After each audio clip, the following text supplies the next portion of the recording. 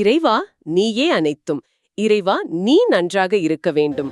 அன்னை ஸ்ரீ லோபாமுத்ரா உடனுரை தந்தை அகத்திய மாமுனிவர் திருவடிகளை பணிந்து ஈரேழு உலகத்தையும் காத்து அருளக்கூடிய அன்னை ஸ்ரீ உண்ணாமலை அம்மை உடனுரை தந்தை அண்ணாமலையார் பொற்கமலத்தை பணிந்து பதிவினை வெளியிடுகின்றோம். வணக்கம்.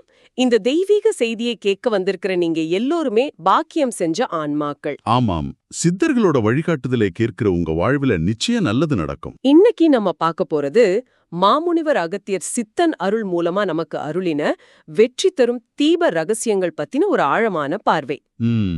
முதல்ல இந்த வழிமுறைகளால என்ன நன்மை கிடைக்கும்னு பார்த்துட்டு அப்புறம் அந்த செயல்முறைக்குள்ள போகலாம். சரி, அப்போ இத கொஞ்சம் விரிவா பார்க்கலாம். வாழ்க்கையில முன்னேற்றம் வேணும்னா தினமும் தீபம் ஏத்தணும்னு சொல்றாங்க. ஆனா இதுல என்ன ஸ்பெஷல்? அதுதான் விஷயமே. இதுல நுட்பம் என்னன்னா, நாம சாதாரணமா தீபம் ஏத்துற மாதிரி இல்ல. இதுக்கு ஒரு குறிப்பிட்ட முறை இருக்கு.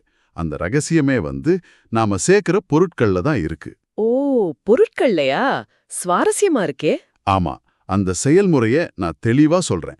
முதோபடி ஒரு புனிதமான பொடியை தயாரிக்கணும். புனித பொடியா? அதுல என்னென்னலாம் சேர்க்கணும்? சொல்றேன்.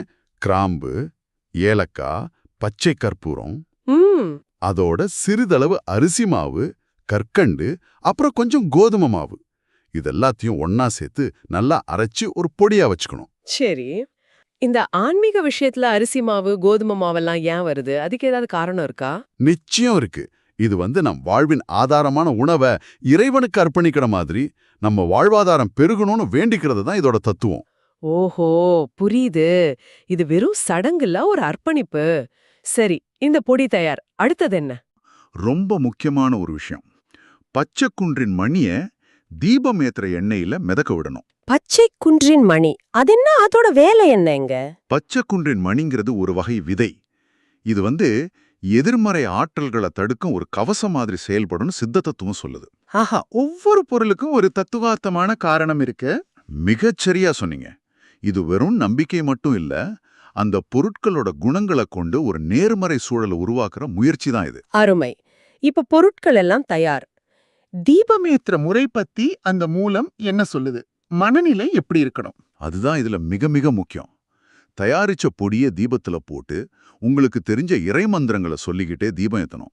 ஆனா மனம் முழுமையான உண்மையோடையும் தூய்மையோடையும் இருக்கணும்னு அகத்தியர் குறிப்பிடுறதா அந்த மூலம் சொல்லுது. எந்திரத்தனமா செய்யாம முழு ஈடுபாடோட செய்யும்போதுதான் பலன் கிடைக்கும். அப்போ நாம புரிஞ்சுக்க வேண்டியது என்னன்னா, இது ஒரு முழுமையான பயிற்சி. சரியான பொருட்கள், அதோட தத்துவம், அப்புறம் தூய்மையான மனசு. ஆமா, இந்த மூணும் ஒன்னா சேரும்போது வாழ்வுல வெற்றி நிச்சயம்ங்கிறது தான் இதோட சாராம்சம். ரொம்ப ஆழமான விஷயம்.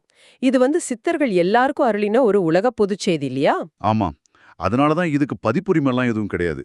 யாரு வேணாலும் இதை பதிவிறக்கம் செஞ்சு அவங்க சேனல்கள்ல கூட பகிர்ந்துக்கலாம்.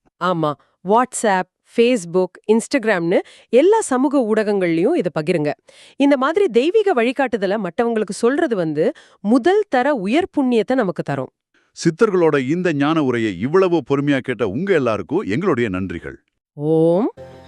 அன்னை ஸ்ரீ லோபாமுத்ரா உடனுரை தந்தை அகத்திய மாமுனிவர் திருவடிகளில் சமர்ப்பணம். சர்வம் சிவார்ப்பணம்.